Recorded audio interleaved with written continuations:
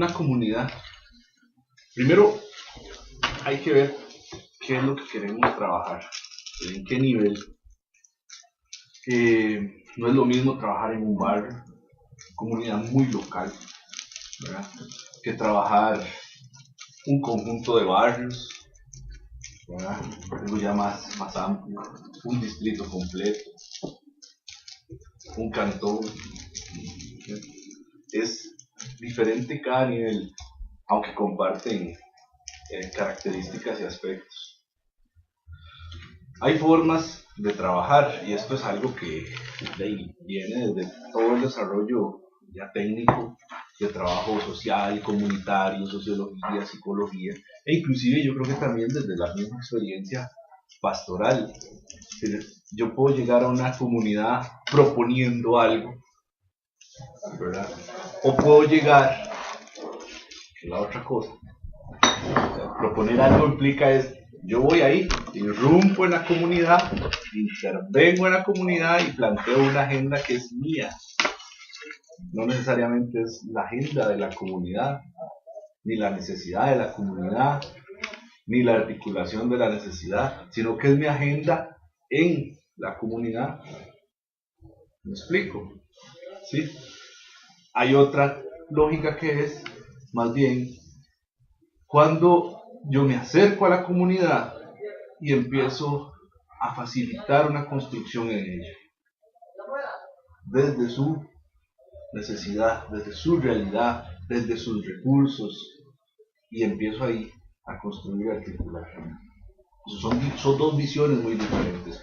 Una es, la primera, es muy asistencial, es muy impositiva, ha sido muy tradicional, es muy fácil. Yo voy, tengo una meta, cumplo un resultado, muchas gracias, ya la gente se quedó con las cositas o con el pequeño conocimiento, yo me retiro, cumplí un objetivo, una meta, pero ahí, hasta ahí.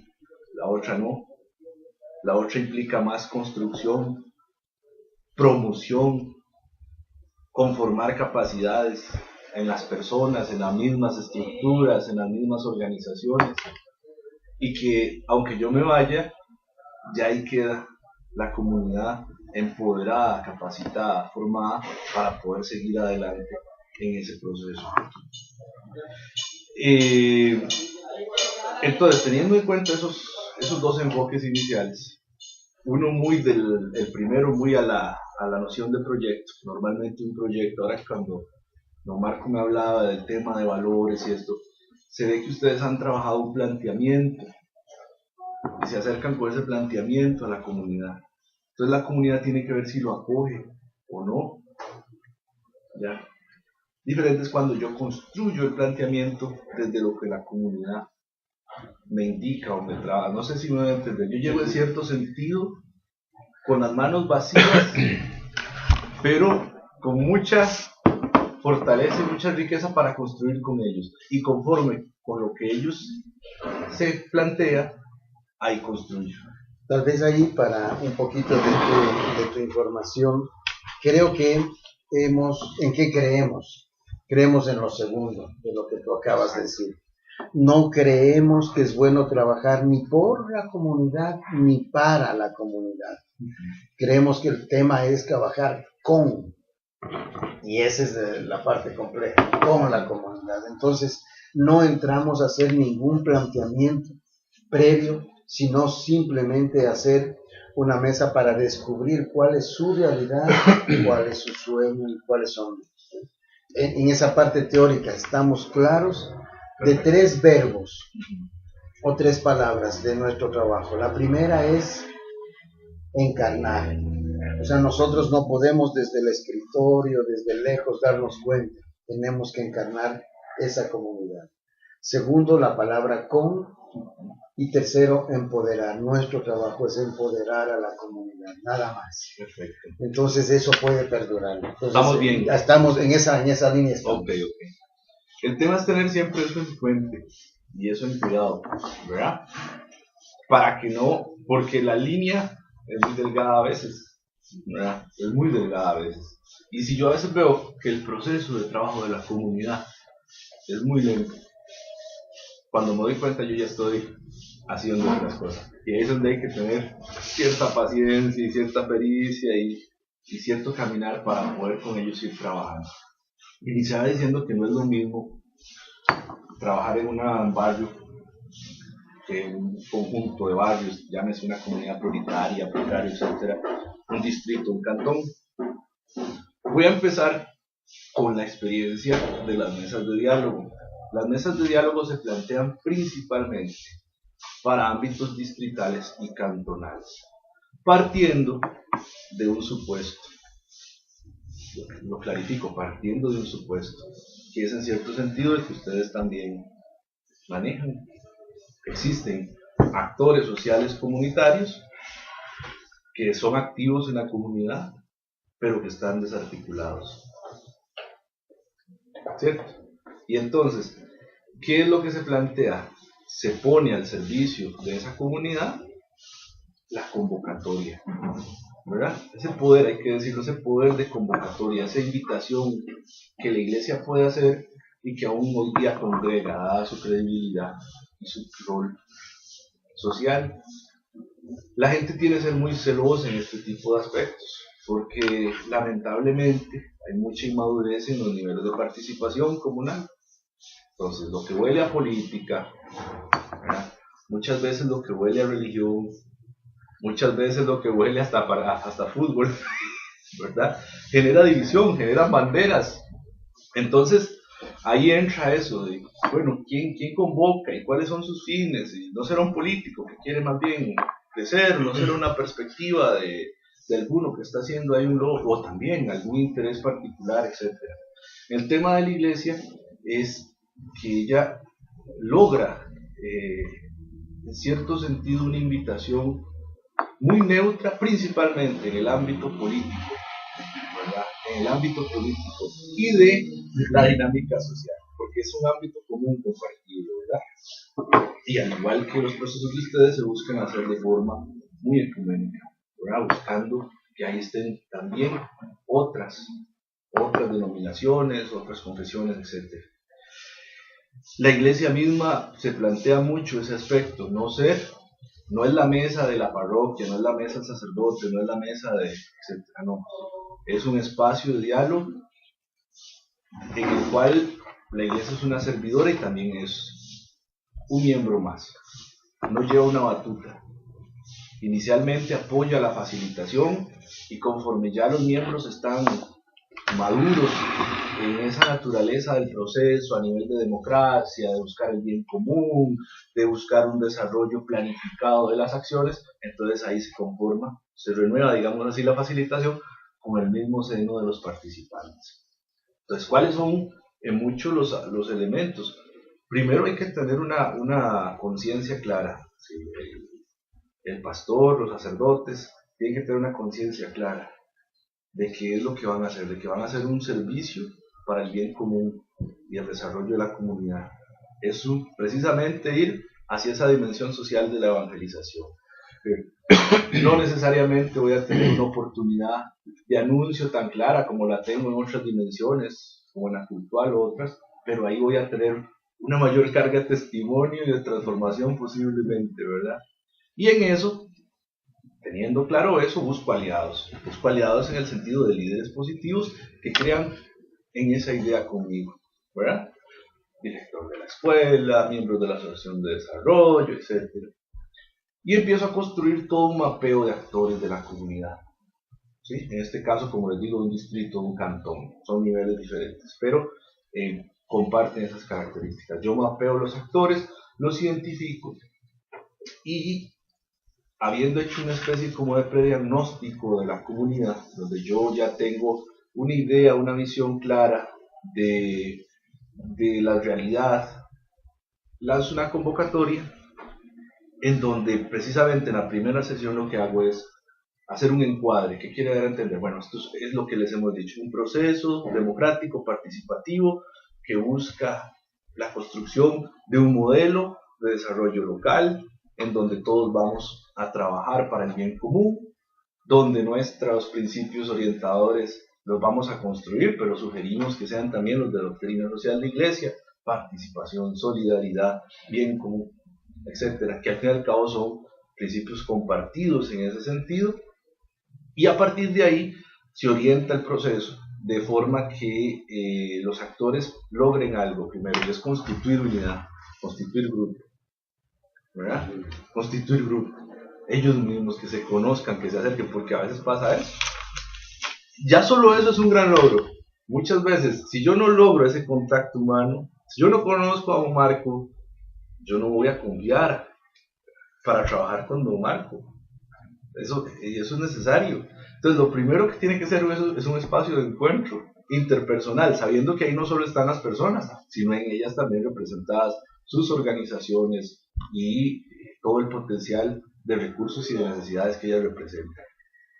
En esa primera convocatoria, como les digo, se plantean los principios y se dan espacio para que las diversas organizaciones vean sus proyectos, sus objetivos, sus necesidades, cuáles son sus fines, qué acciones realizan. ¿Sí?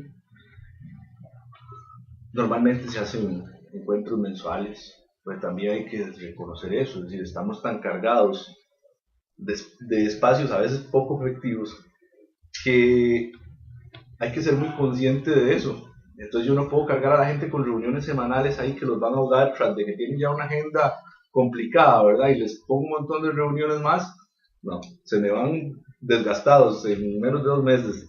Entonces, en ese sentido, brindando un espacio prudencial, pero muy bien planificado, con reuniones bien efectivas, ¿verdad?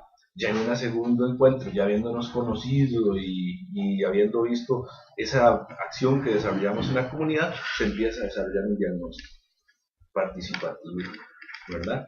Un diagnóstico participativo, donde precisamente identificamos los problemas y necesidades, los conflictos que la comunidad vive, pero también todos los recursos con los que la comunidad cuenta y las dinámicas positivas con las que la comunidad cuenta.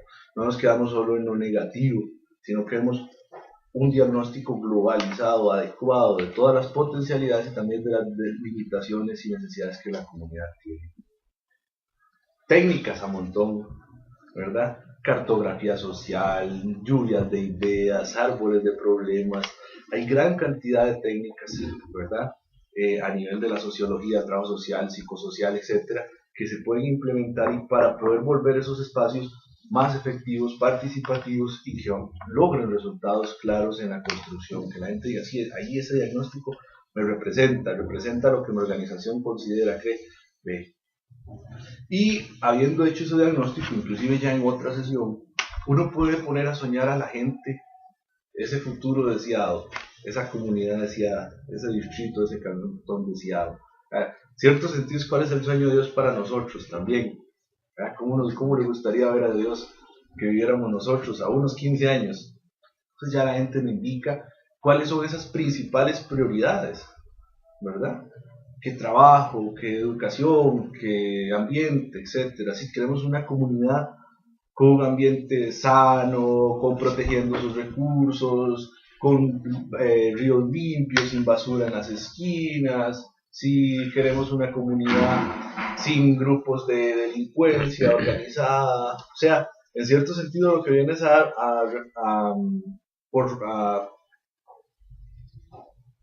refrescar el diagnóstico, pero en perspectiva de proyecto, ¿verdad? Ya en sí mismo. Y ahí eso logra una articulación, ¿verdad? Logra una articulación donde entonces ya hay una visión más global, más clara. Lo que somos y lo que queremos ser.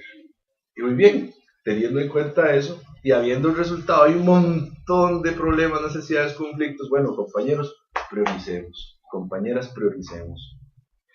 ¿Cuáles son esos temas fundamentales, estratégicos, que podemos trabajar, que no están siendo abarcados efectivamente, ¿verdad? Y en los cuales, como colectivo, ¿verdad? Podemos unirnos. Y ahí entonces se definen 3, 4 prioridades sobre las que empezamos a trabajar. Puede ser que niñez salga como una prioridad, pero puede ser que no. Puede ser que seguridad salga como una prioridad, puede ser que no. O sea, yo no llevo una agenda preestablecida, es un programa abierto. Normalmente, hay que decirlo, hay espacios o áreas de ese colectivo que van a brindar cabida donde nosotros podemos aplicar recursos muy propios. Por ejemplo, nuestra experiencia en algunas mesas se ha querido trabajar en el tema de economía solidaria. Perfecto, entonces en una de las mesas nace la necesidad de desarrollar, ¿verdad? Como una de las prioridades de esa comunidad nace la necesidad de desarrollar fuentes de empleo. Entonces ahí decimos, nosotros nos sumamos ahí como un actor en ese punto específico. También para información tuya.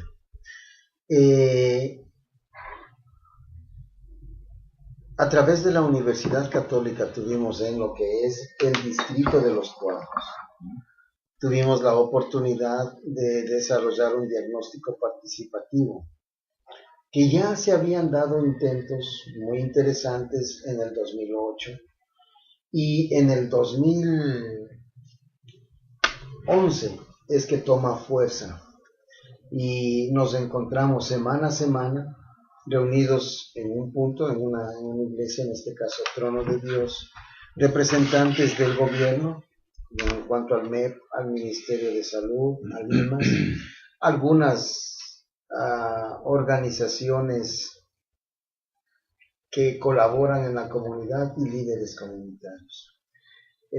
Tuvimos la oportunidad de llevar adelante el proceso que terminó concluyendo en 3 ejes, en este caso, hacia la educación, y se llamó Pugal Educa, hacia el emprendedurismo, la necesidad de empleo, se llamó Pugal Emprende, y para luchar contra el arraigo, porque la gente no quiere vivir ahí, que se llama Pugal Construye.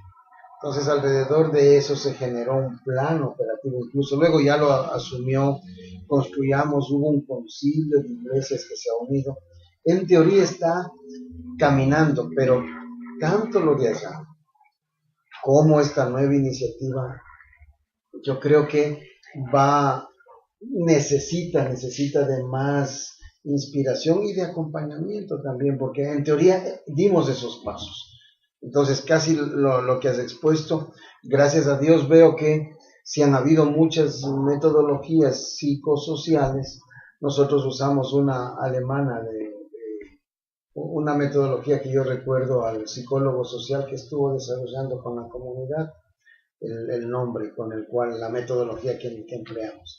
Pero sí, resulta, él se llama Héctor Chavarría. Don Héctor Chavarría, claro, es quien colaboró muy lindo. Lamentablemente después ya no continuamos en el desarrollo, pero tiene unas bases muy positivas, muy buenas.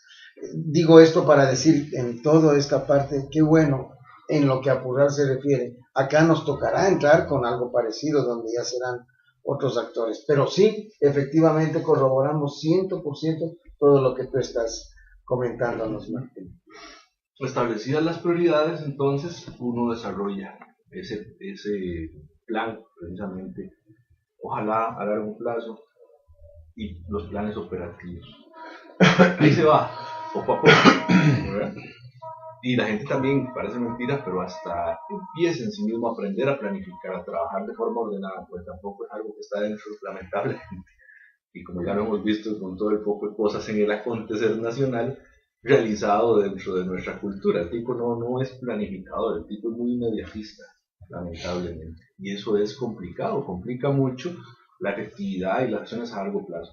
Entonces, hasta eso ya es en sí mismo un logro. La unidad de los actores es un logro, que se conozcan es un logro, el que planifiquen es un logro, ¿verdad?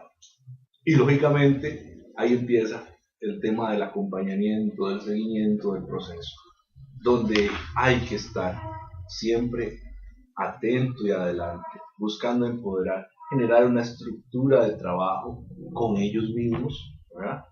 Con ellos mismos, siempre uno pudiéndose hacer parte para, mientras el proceso se fortalece, haya también una pieza ahí clave. Y conforme se va avanzando, se van viendo los frutos, se van viendo los diversos proyectos realizados, que pueden ser desde pequeñitos proyectos, que un semáforo que hacía falta y se logró la gestión, que ni siquiera es del proceso, sino fue gestión social que se hizo para tener claro eso, las diversas maneras en que un proceso de estos puede incidir o trabajar. Es decir, hay algunas cosas que son de incidencia, o sea, donde nos unimos para tocar las puertas y plantear una idea en la comunidad, en las autoridades, de que este tema es importante, que necesitamos sacarlo adelante, de que esto no puede seguir así. Eso es incidencia, ¿verdad? Porque hay que problematizar la realidad. El tema de gestión, o sea, ya eso en el cual estamos convencidos, vamos y tocamos puertas para que se realice, ¿sí? Autogestión, o sea, cuando los recursos están en la misma comunidad y se pueden articular para desarrollar aquello que buscamos. Y en algunos casos también muy necesario es el tema de la Contraloría Ciudadana, ¿verdad? Donde más bien pues le pedimos cuentas de forma articulada y adecuada a quien le corresponde y no está realizando aquello en el seno de la comunidad. Y así el proceso se desarrolla y año con, digamos, va cumpliendo sus metas, sus planes, va refrescando sus objetivos, tiene que evaluarse, tiene que trabajarse. En esto hay que entender, siempre hay un grupo base. Convocamos, llegaron 30, 40 inicialmente. Quedará un grupo base de 12. Pero esos 12 son un valor enorme en una comunidad articulada. Y no fue que todos se fueron, sino que algunos pasaron a un plano de participación ocasional, ¿verdad? Que les podemos tocar la puerta y ya saben, como nos conocen y como conocen la iniciativa, que podemos trabajar con ellos. Hay otros que sí, se desentienden y ya se van. Pero con los bueyes que tenemos, con esos, vamos adelante, ¿sí? Y con eso se logran construir cosas muy, muy interesantes. O sea, yo no puedo pretender un proceso perfecto donde tengo a todos hermanititicos, todos agarraditicos de la... Eso no existe.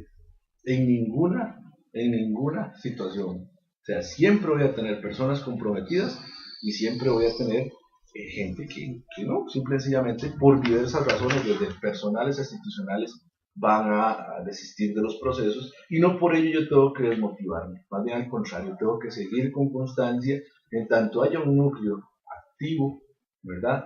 Trabajando, debo de seguir con constancia.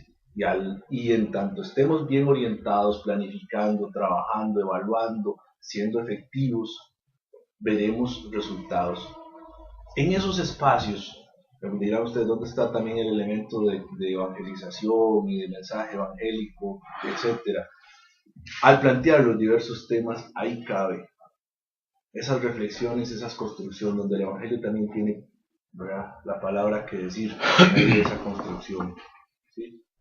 Y ahí es donde efectivamente, en brevísimos momentos muchas veces, o a veces en espacios más amplios, se puede plantear elementos importantes a nivel doctrinal, de mensaje, ¿verdad?, iluminador, que ayuda mucho a construir. Y la gente lo agradece, inclusive por ejemplo nosotros tratamos de que en la mesa siempre haya un espacio de oración inicial, ¿verdad?, o final, normalmente igual, contacto humano, que se haga una fiestecita hasta fin de año, donde los colaboradores sientan en cierto sentido coronado ese esfuerzo del año, ¿verdad? Y resultados hay muchos, desde, como les digo, asociaciones de productores completas que han nacido, mejoramientos en centros educativos, calles, foros comunitarios donde se sensibiliza a la comunidad sobre un problema de una represa, sobre un problema de una feria del agricultor, procesos de Contraloría Ciudadana, o sea, que de otra manera eso no hubiera salido, eso no hubiera nacido. Ahora, este tipo de intervenciones, hay que tener claro eso, es decir, el convocante debe de ser, ojalá un convocante también local. Vean que nosotros no es que llegamos como vicaría episcopal diocesana, sí apoyamos, pero quien convoca es el párroco de la comunidad.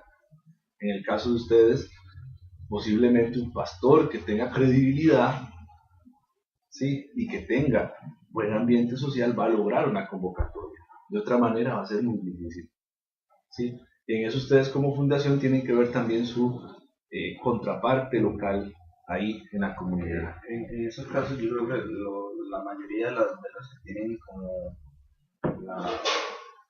la voz y el voto para convocar, creo que son las entidades tanto cristianas como católicas. Yo les comentaba, yo crecí en el barrio y de un tiempo para acá, cuando ha traído proyectos y todo, se han hecho, pero como no han hecho esta parte que usted dice, que la gente se comprometa a hacerlo. Cuando uno se compromete, uno lo hace propio, y esto hace que nosotros pidamos lo que nosotros levantamos.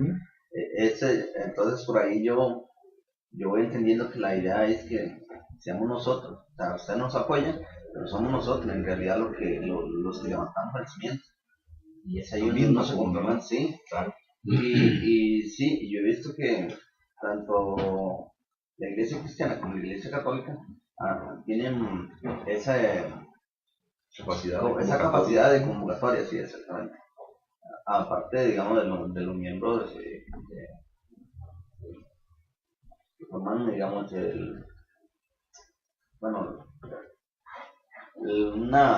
¿cómo le puedo decir? Una comunidad que dentro de ellos mismos tiene líderes. Yo creo que también es importante, ¿no? La verdad que, como él venía diciendo, sí, uno aprende.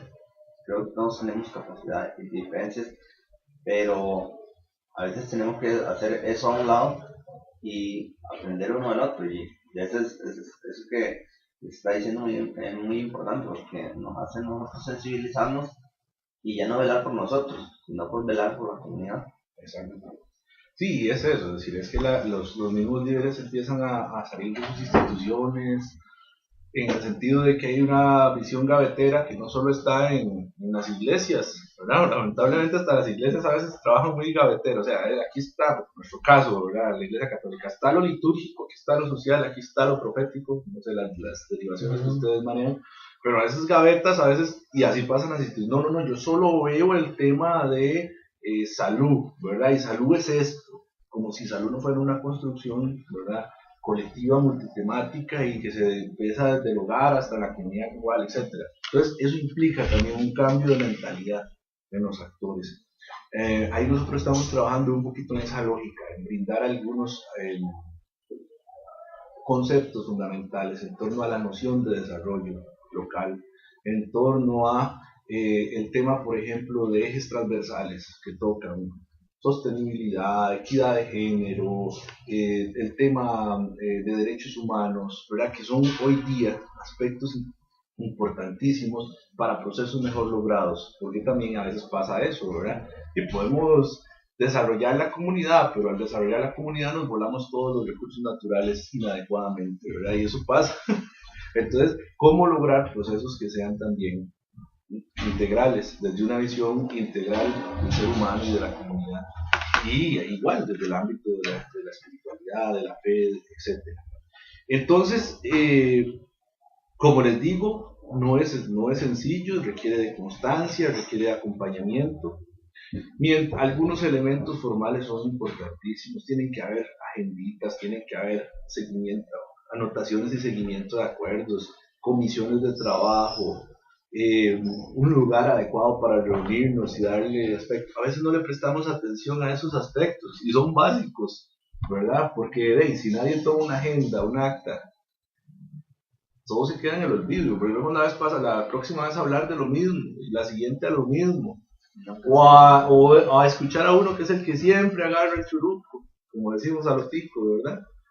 Y entonces de ahí no hay construcción, no hay proceso. Entonces tienen que haber también algunas ayudas que colaboren a construir ese proceso. Y bueno, efectivamente, hay mesas que cumplen su ciclo, hay, digamos, articulaciones de actores que cumplen su ciclo, otras que pasan a otro nivel. Nosotros tenemos el caso de Acerrí, que empezó una parroquia, ahora lo tiene todo el cantón. Ya ni siquiera es la iglesia la gran promotora, sino que es la municipalidad como gobierno local, no una perspectiva politiquera, sino como gobierno local quien está integrando a los actores. Y es interesante ver ese desarrollo y ese proceso.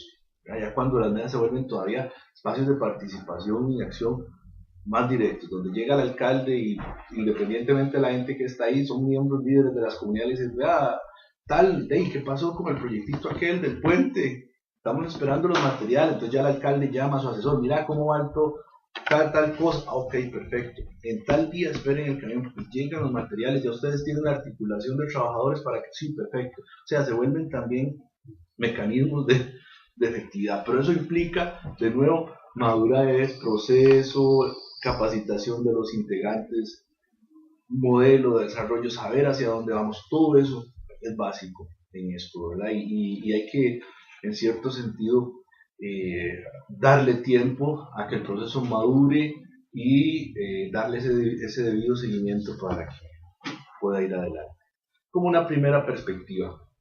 No sé si hay alguna inquietud o comentario, quieran, padre, usted que tiene tanta experiencia, padre Carlos. No, vamos a ver, es que, digamos, para ordenar un poquito el proceso. A mí me parece que en el proceso la primera etapa tiene que ver con la invitación a los actores sociales que están haciéndose presentes en la comunidad, en la convocatoria. La segunda etapa es no solamente invitarlos, sino reunirlos, ¿verdad? No es fácil. Yo creo que es más fácil invitar que reunir. Pero para reunir hay que hacer toda una motivación, ¿verdad? La tercera etapa es que, digamos, las personas que sean las instituciones o los actores sociales que se han reunido se conozcan. Porque la experiencia a mí me ha hecho pensar de que pueden estar en una comunidad muy pequeña trabajando un montón de actores sociales sin conocerse. La Caja de Costarricense de Seguro Social, el ICE, la iglesia tal, no se conoce. Una descoordinación total.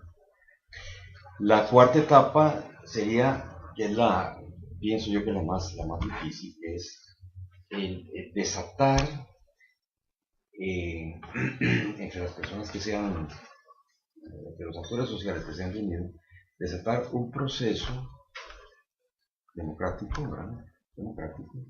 Para detectar los problemas de fondo de la comunidad. Lo que vos hablabas de diagnóstico participativo, ¿verdad? Un proceso democrático hace relación a lo participativo, ¿verdad? Sí. O sea, que los actores sociales que se han podido reunir vean a fondo, ¿verdad? Cuáles son, para detectar cuáles son las necesidades o los problemas más fuertes. La quinta etapa sería, digamos, priorizar, ¿verdad? La sexta etapa sería ya elaborar el en base, digamos, a las prioridades. Vamos a dedicarnos a esto y esto. Entonces, elaboramos un proyecto de trabajo. Yo diría que la última etapa sería, en base a todo este proceso, reorganizar, o no sé si sería reorganizar, sino organizar, digamos, internamente, ¿verdad?, a los actores sociales que están sacando adelante el proceso. De tal forma que quien invitó, quien convocó, ¿verdad?, se haga a un lado. Y entonces quien convocó diga, ok, tenemos este proyecto de trabajo, ¿cómo vamos a organizarnos para sacarlo adelante? Ok, organicémonos, ¿verdad? Yo me hago a un lado para que entonces podamos organizarnos globalmente, ¿verdad?, para sacar adelante el proyecto de trabajo.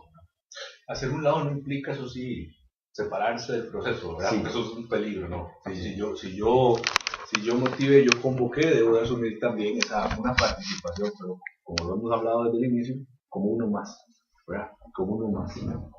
Sí. Fue lo que me pasó en Coronado. El cantón de Coronado, ¿no? Con la plataforma, ¿verdad? La Iglesia Católica desató el proceso, pero cuando ya teníamos elaborado el proyecto de trabajo, ¿verdad?, con sus prioridades, ¿verdad?, entonces la Iglesia Católica dijo, ok, hasta aquí dirigimos el proceso, ahora vamos a hacernos a un lado para que la mesa de diálogo se organice internamente para sacar adelante el proyecto. Por supuesto que la Iglesia Católica siguió trabajando, ¿no?, pero se organizó la directiva de la mesa de diálogo. O equipo facilitador. o el equipo coordinador, o el equipo impulsor, que ya no dirigía la iglesia. Aunque la iglesia católica, digamos, participó en este equipo impulsor, pero este equipo impulsor tenía su líder. líder. Bueno, este es efectivamente. No, y ahí, de nuevo, padre coincidirá conmigo y ustedes ya tienen también experiencia en esto. Todo está en general la mentalidad de comunión, de comunidad, de integralidad. Pues como les digo, nos cuesta mucho esa cultura de... Ahora, una pregunta que le hago a Martín. Cuando no hay actores sociales, cuando no hay nada de nada, o sea, cuando la comunidad no está, cuando en la comunidad no hay instituciones presentes ahí, cuando ni siquiera hay iglesias, cuando no hay, o sea, cuando hay una anomia o anomía, no hay líderes, es decir, no hay nada de nada. ¿Qué pasa ahí? Porque este es el proceso que acabamos de describir, parte de los actores sociales que ya están presentes en la... de que hay organización comunitaria en esos niveles, a nivel estatal, las instituciones del Estado, independientemente de su función, la sociedad civil, o sea, todo lo que son asociaciones de desarrollo, ONGs, iglesias, etcétera, eso. Y por otro lado, empresa privada también es un aspecto muy importante dentro de estos procesos comunales, más ahora con todas las nociones de responsabilidad social empresarial, etc. Esta perspectiva, pues yo decía, que mucho a nivel distrital, cantonal o de unión de comunidades, ¿verdad? Parte de ese supuesto, de que ya hay organización. La segunda cuestión que vamos a ver hoy es precisamente qué pasa cuando no hay una organización en la comunidad. Pensemos que llegamos a una zona de atención prioritaria, a una comunidad rural allá, y no hay articulación, o la articulación que hay es muy básica, pero ya muy aquilosada, igual de esa misma característica de hacer lo mismo, ¿verdad? Y poco. Y de nuevo, no me salgo de mi rol, no me salgo del perfil, o sea, son esas comunidades donde no hay quien tenga esa visión de desarrollo y logre articular hacia el desarrollo común. Eso es otro indicador. Entonces, ahí lo que yo tengo que empezar es otro tipo de proceso, conlleva tal vez más trabajo, más tiempo inclusive, es a conformar actor social. O sea, tengo que empezar todo ese trabajo de constituir actor social en la comunidad. ¿De dónde sale ese actor social? De la misma congregación, inclusive de la misma parroquia, la junta de pastoral, un grupo de agentes de pastoral, ¿verdad? O sea, son los primeros, son como ese grupo inicial, esa minoría activa. Puede ser un grupo de mujeres que están interesadas en el desarrollo comunal, un grupo de jóvenes que están interesados en un desarrollo comunal. Entonces, yo no me proyecto inicialmente a todos, sino que me voy y me enfoco en una minoría, ¿verdad? Y es literal, 5, 10, 15, 20 personas a las cuales yo capacito inicialmente y las apoyo para que se conviertan en un actor social. O sea, un grupo con representación y que logre arrastrar posteriormente y logre servir de fermento en la comunidad. ¿Qué es lo diferente ahí? ¿Cómo lograr eso? Ahí sí hay todo un proceso de trabajo humano y técnico y pastoral con estos agentes. Ahí es donde tengo yo que empezar a trabajar los temas de comunicación, de liderazgo, de proyección social, de emprendedurismo, de participación para el desarrollo, o sea, todos esos temas hasta que ellos se sientan sujetos capaces, tomen razón, más bien conciencia de que son sujetos capaces de transformar su realidad. Y a partir de ahí, de que pueden ser grupo, ¿verdad? Y entonces entre ellos mismos se organizan de nuevo, forman una directiva, etc. Hay que darles también las nociones técnicas, de nuevo, que aprendan a cómo analizar problemáticas, cómo resolver conflictos, cómo hacer gestiones. Nosotros damos por supuesto muchas cosas, pero a veces el hacer una nota es algo un poco complicado para personas de una comunidad. El saber qué poner ahí para hacer una gestión ante X o Y institución. O sea, cuando mi ámbito es muy cerrado, esas mismas situaciones se tornan complejas. ¿Cuántas personas o comunidades no adquieren beneficios precisamente por lo mismo?